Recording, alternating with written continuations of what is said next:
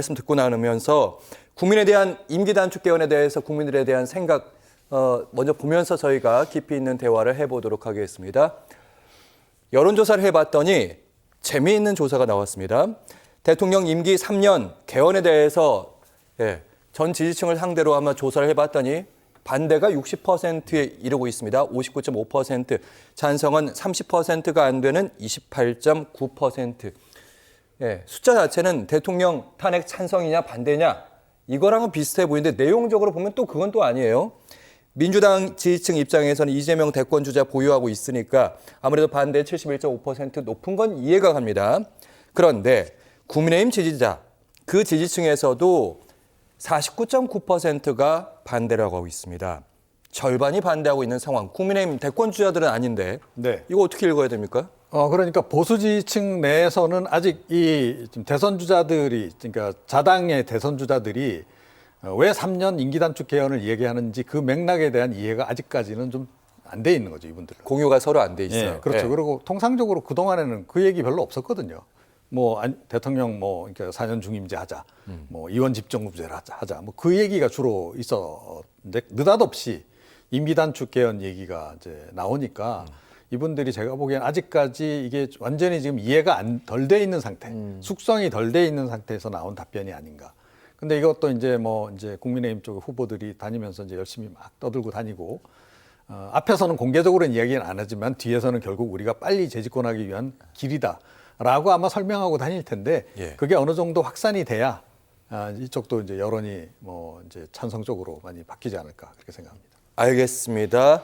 자, 여야의 잠룡들 개헌의 목소리에 좀 힘이 붙게 되나 이런 의문들을 많이 갖게 되는데 언론에서 많이 개헌에 대해서 주목은 하고 있지만 아까 저희가 늘 얘기했듯이 100가지 토론도 되고 막상 개헌에 들어가게 되면 이게 합의가 쉽지 않단 말이죠. 최진봉 교수님. 맞아요. 조기 대선 국면에서 개헌이 정말 이슈로 다뤄줄 수 있을까 제대로. 저는 그렇다고 보지 않아요. 그러니까 개헌에 대해서 얘기 띄우겠지만 이재명 대표가 만약 개헌에 대해서 입장을 밝힌다고 하면 저는 지금 오늘 방송에서 했던 내용 별반 다르지 않을 겁니다. 조기 대선이 끝나고 나면 그때부터 개헌 논의해보자. 이 정도는 얘기할 수 있다고 저는 생각해요. 구체적으로 어떤 얘기를 할 거라고 보지 않고요. 왜냐하면 사실은 개헌 논의를 하다 보면 이거 아까도 이종훈 평론가도 얘기했지만 여러 사람들의 의견이 다르기 때문에 이게 맞춰가는데 상당히 어렵습니다. 누구 한 사람이 어떤 얘기를 했다고 그게 반드시 되는 가능성도 낮아요. 그렇기 때문에 이걸 3년으로 할지 4년 중임제로 할지 지금 이번 대통령으로부터 할지 다음 대통령으로 할지 이거는 논의가 돼야 되는 사안이에요. 이게 누가 얘기한다고 해서 그대로 될 수 있는 사안도 아니고요. 그렇기 때문에 논의를 시작한다는 개념은 얘기를 할 수 있지만 구체적으로 어떤 방향으로 하겠다는 것도 얘기하기 어려울 거라고 생각하고요. 지금 예를 들면 이제 보수정에 있는 분들은 좀 대선에서 유리한 상황을 만들어 보겠어 이런 걸 던지지만 이게 대선의 주요 논쟁거리가 되지 않을 거라고 저는 생각해요.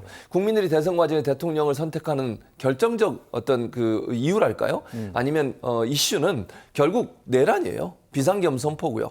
그거에 대한 심판을 하는 거지. 지금 개헌 문제를 찬성하고 안 찬성하고가 국민들의 선택에 영향을 미치고 안 미치고. 지금 아까 보신 것처럼 여론조사 결과는 물론 이건 하나의 여론조사지만 국민의힘을 지지하는 분들도 그렇게 생각하고 있잖아요, 지금. 그러니까 이걸 던져서 뭔가 판을 흔들어 보려는 시도를 하고 있지만 실제적으로 대선판에서 이게 큰 영향을 미쳐가지고 순위를 바뀔 만큼 또는 지지자를 지지하는 후보를 바꿀 만큼의 영향을 행사하기는 좀 한계가 있다. 그렇기 때문에 민주당 입장에서는 여기에 같이 들어가서 논의를 시작하는 순간 같이 엮이게 돼요.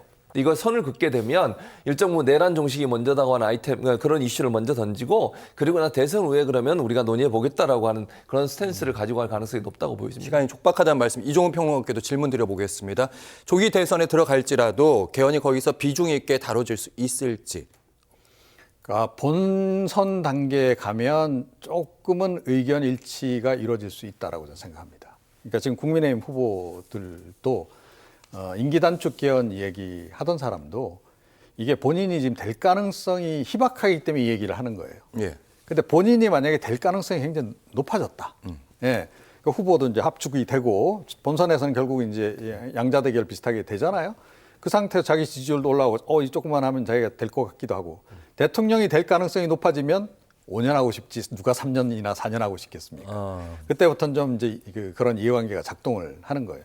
근데 사실은 가장 바람직한 것은 그 본선 단계에서 그 거대 양당의 후보들이 그 정치적으로 타협 안을 좀 만드는 게 가장 좋은 방법이라고. 그렇죠. 예. 그나마 유일한 제가 보건대는 개헌안인데 그때도 논의를 막 복잡하게 전개하면 될 일도 안 돼요.